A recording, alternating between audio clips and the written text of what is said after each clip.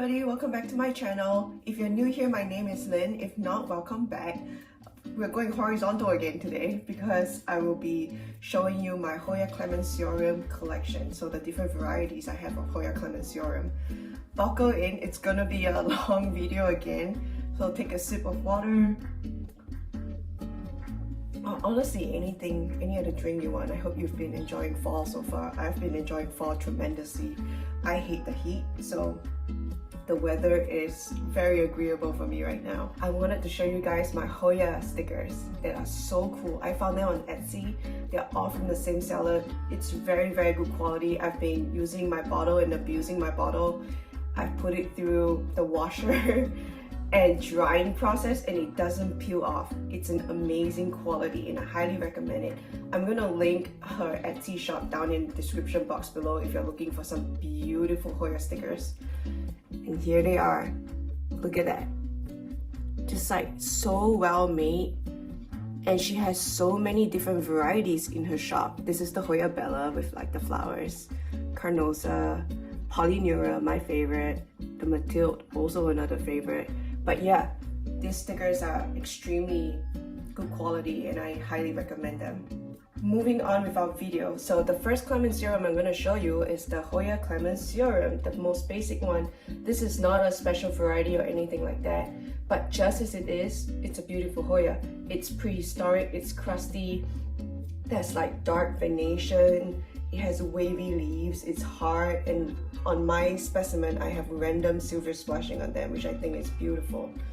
This particular plant I got as a cutting from my friend Wendy.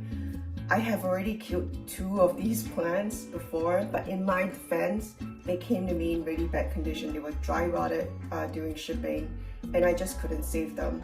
But this cutting that I rooted using my fluval technique, and I'll link that video down in the description box down below if you're interested. I rooted that on my own and then I transferred it into a full semi-hydro closed container. This particular cup has small clay balls that I got off of Amazon and some random white quartz garden rocks from Walmart, I think. But yeah, it has worked really well for this plant. It's been really loving semi-hydro. It's been giving me quite a few leaves and this really nice long growth. Again, Hoya clemensiorums, if you've never had them before, be prepared to wait for leaves. They're not a fast grower. They do take a long time to get established. They do take a long time to churn out growth and they do need a trellis. They vine like these extremely, I guess, inflexible vines, so you can't really bend them very well, but they do need that support to start churning out those leaves. Second note, my growing conditions. So for this Hoya, I grow it in my regular indoor growing conditions, so 65 to 75 degrees Fahrenheit, maybe even up to 80 degrees Fahrenheit in summer when we turn off the AC and we're just letting natural ventilation go through the house. It's always above 40% humidity. I don't grow this in a cabinet or any closed box setting, so it's just ambient and the leaves unfurl just fine. And for this particular Hoya, I grow it under grow light, so it's not next to a window or anything like that. And because of that, you get very consistent leaves. So they're not like small and big and all kinds of different shapes. So that's one of the benefits from growing in a controlled setting indoors under grow lights. Alright, moving along the clemensiorum tree. This is my second Hoya clemensiorum. This is the Hoya clemensiorum Java. I recently filmed a short about this Hoya and I think I will probably release it at the same time as this video. But it is a beautiful clemensiorum. As you can see, the leaves are a lot more rounded. It's very different from the other clemensiorum, but it still comes to a nice little point. It's hard, it's crusty. It doesn't have those wavy sides, but it does have that dark venation down the middle. And this particular specimen is pretty splashy in my opinion. So a beautiful Hoya. This particular Hoya, I grow it in the exact same conditions as my other Hoya clemensiorum. It's in indoor conditions, 65 to 75 degrees Fahrenheit, up to 80 degrees in summer, more than 40% humidity. This particular specimen is also grown in a full leca setup, semi-hydro. I rooted I think the original specimen came to me in soil, and then it developed root meaties. So I chopped down the entire mother plant, threw it away, and then I rerooted the whole thing into into a fluval cup. And I will have that tutorial video down in the description box below if you want to know how to prop Hoyas and root them in fluval. And then after that, from fluval, I transplanted it into this semi-hydro setup. And it's been really loving this substrate and growing medium. It's been giving me a ton of new leaves. One special thing you do need to take note about this particular clemensiorum. So look at these dried out tips. I have 1, 2, 3.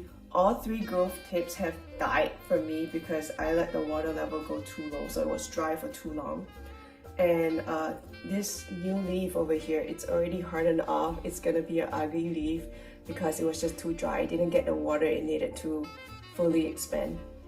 But yeah, other than that, this Hoya has been incredibly relaxed. It's not fussy in any way because honestly the watering is really on me. I don't think this Hoya is actually very fussy. But again, with all Hoya clemensiorums, it is a pretty slow grower. It's not a fast grower. So be prepared to wait, but when you do and they give you these wonderful show-stopping leaves, I think it's well worth it.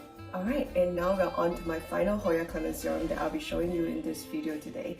This is my Hoya Black Splash, and this is a beautiful Hoya. This is my newest leaf right here. It has black veins. It's almost like a dark army green. It has very wavy leaves on the side.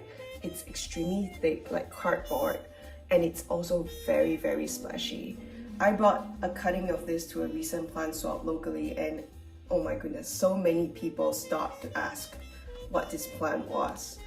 And for good reason. Look at those leaves. It's beautiful. It grows really gigantic leaves, and it's just like every single leaf is a showstopper. But similar to all the other Hoya clemensiorums, this is an extremely slow grower. It vines a lot, but the vines are very woody and inflexible, so you do have to be very careful when you're trellising this plant.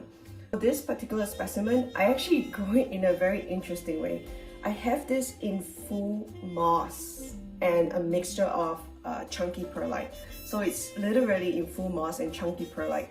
I received this specimen as like a 2-leaf cutting, I think, fully rooted in moss and chunky perlite, and I was just so freaked out about killing it that I just kept adding more moss and chunky perlite since the plant was doing well. And one thing led to another, and now it's in a 4-inch tall pot, still in moss and chunky perlite. But this Hoya just seems to enjoy this medium very much, and I let it dry out completely during between waterings. It seems to need to dry out completely during waterings to do well in this medium. So beware if you're gonna grow your mother plant permanently in moss and chunky perlite. Make sure you do give it like a dry out period between waterings. Yeah, an extremely beautiful Hoya. I probably featured this in one of my earlier shorts on YouTube, so you can probably go watch that again if you want like a close-up video of this plant.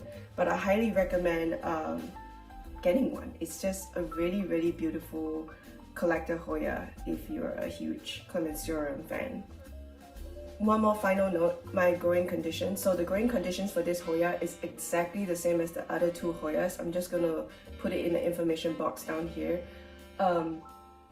It's very relaxed. It doesn't need high humidity or anything, and it just unfurls all of its leaves quite readily even during winter. So easygoing, beautiful, just slow.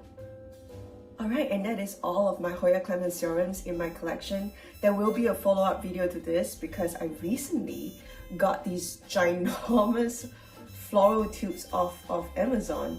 And just for size comparison, this is what you would get from a regular seller when you buy your Hoyas. And this is the size of the new tube.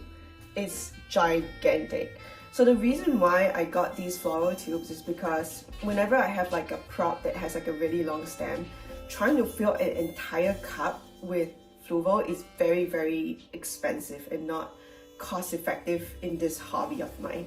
So I'm trying to test out these taller floral tubes to see if I would use less fluval and if they would root just fine within this floral tube. It comes with a lid, so I'm hoping that means it wouldn't dry out so easily as well, because I root all of my Hoyas in ambient conditions. There will be a second follow-up video because I plan to prop this Hoya clemensiorum java over here to thicken up my mother plant and create more growth points, since this is such a slow growing Hoya, where I show you how I prop the clemensiorum and how I plan to root it in fluval inside this floral tube. So watch out for that second video. I decided that I will hold on to my favorite clemensiorum out of my 3 different clemensiorums. This is definitely the favorite child.